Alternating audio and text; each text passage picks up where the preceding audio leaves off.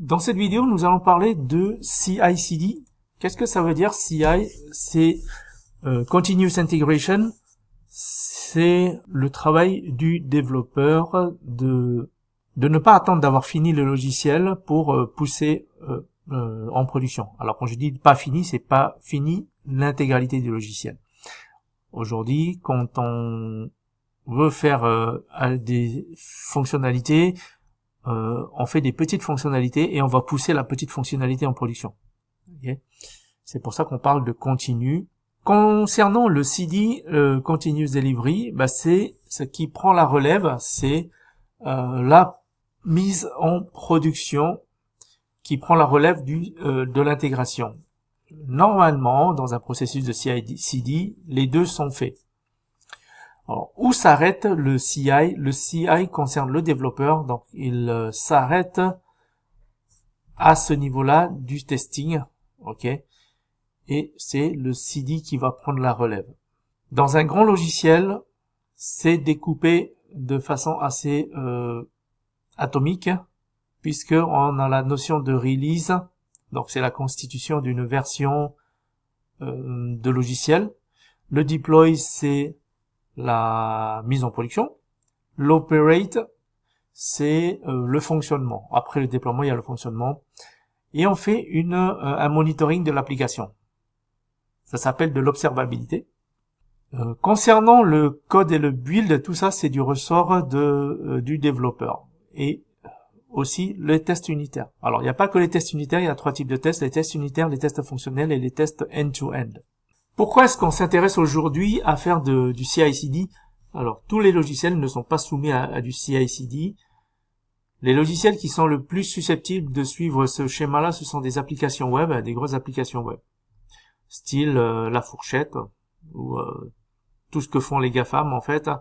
Des logiciels sur le cloud qui servent des millions d'utilisateurs. Donc, qu'est-ce qui peut arriver lorsqu'on déploie une fonctionnalité? Ce qu'on veut éviter surtout, c'est que la nouvelle version casse une fonctionnalité qui marchait bien dans la version précédente. Comment on fait pour éviter ça? Je pense que vous l'avez déjà fait. Vous avez fait une modification dans une autre partie du code, ça marche, et puis un autre côté est cassé. Pour éviter ça, on fait ce qu'on appelle des tests unitaires. Les tests unitaires, ce sont des tests automatisés de toutes les fonctions que vous avez faites. Si vous ne faites pas les tests unitaires, vous avez des gens qui vont tester manuellement toutes les fonctionnalités d'un logiciel. Et quand tous les tests sont OK, on passe en déploiement en production. Dans l'objectif d'un développement moderne, le CI/CD, on fait du déploiement tous les jours et plusieurs fois par jour même. Il est donc hors de question de tester l'application avec un être humain, ça prendrait trop de temps. Donc, on va automatiser les tests unitaires, fonctionnels et end-to-end. Ça, c'est la CI.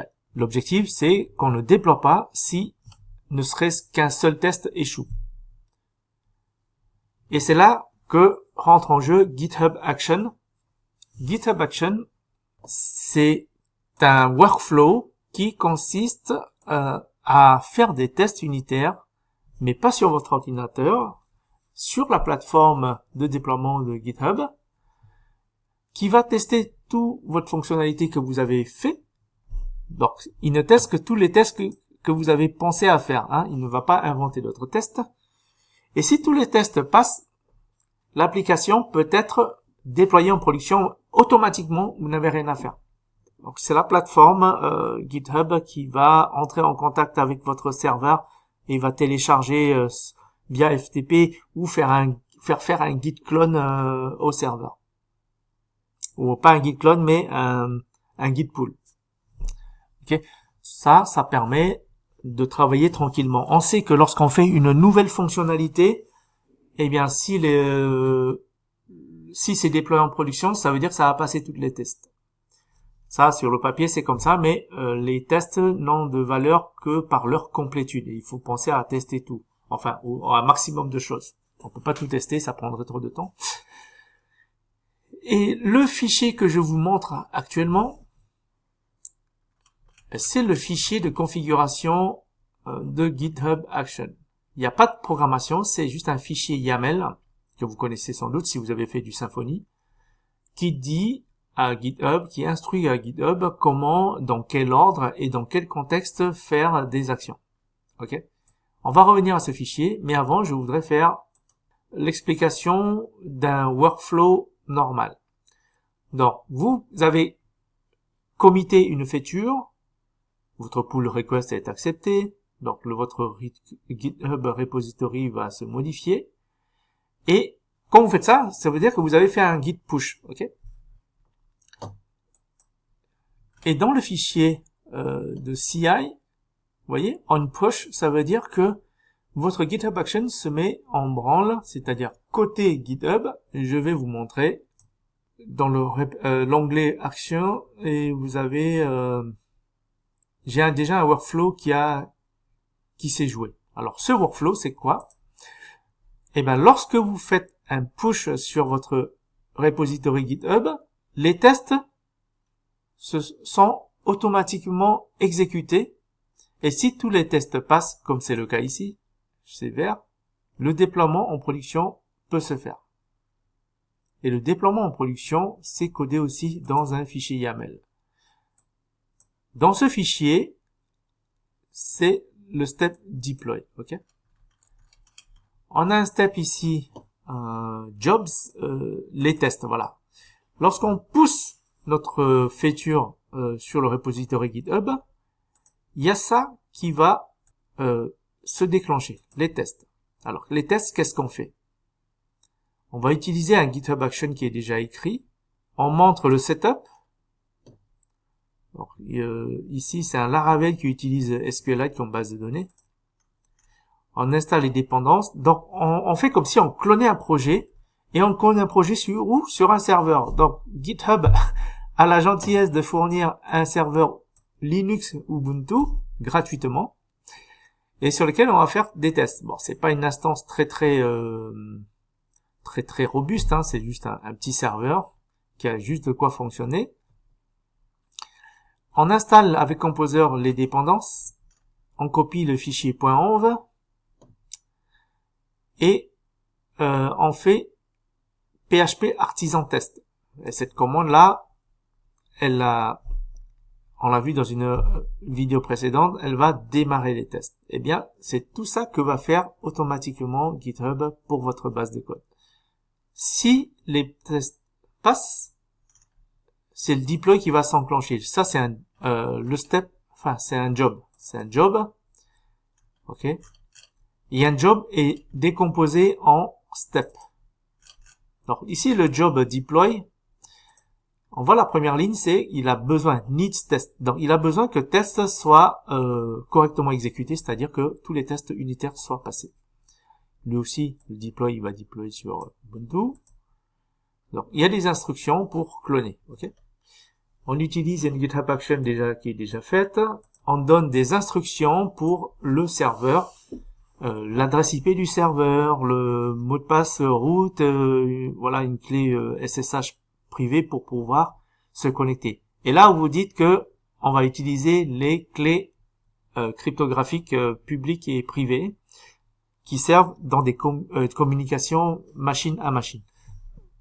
Alors là, on va utiliser le protocole SSH pour piloter le serveur distant dans lequel on va faire ces commandes. Regardez, on va aller dans ce répertoire, on fait un git pull et on fait un composer install, migration config cache. Donc là, c'est une mise en place initiale. Hein. Pourquoi? Parce que on fait un composer install. Non, pardon. Parce qu'on fait une migration force. Une fois que ça c'est fini, normalement votre site web doit être visible avec la nouvelle fonctionnalité. Quel est l'intérêt de faire du CI/CD? Donc, on automatise les tests et aussi le déploiement en production. Ok? Et quand les tests échouent, ça s'arrête là, il n'y a pas de déploiement en production, donc vous êtes tranquille. Gardez-vous à l'esprit que votre application est utilisée par des dizaines, des centaines de milliers de personnes, donc il ne faut pas que ça impacte tous ces gens au quotidien. C'est pour ça qu'il est important de mettre ce genre de workflow pour être professionnel et pour pas avoir l'urgence de corriger un bug. Ok? Bon, voilà, c'est tout. Ça permet donc dans des projets, quelle que soit leur complexité, quelle que soit la taille. Ici, c'est un petit projet qui fait quelques mégas, 2 contrôleurs, mais si vous avez une vraie application, ben ça fera la même chose et ça vous donne la tranquillité d'esprit de pouvoir déployer plusieurs fois en production. Dites-vous que dans une équipe, normalement, il y a plusieurs développeurs, chacun travaille sur leur fonction.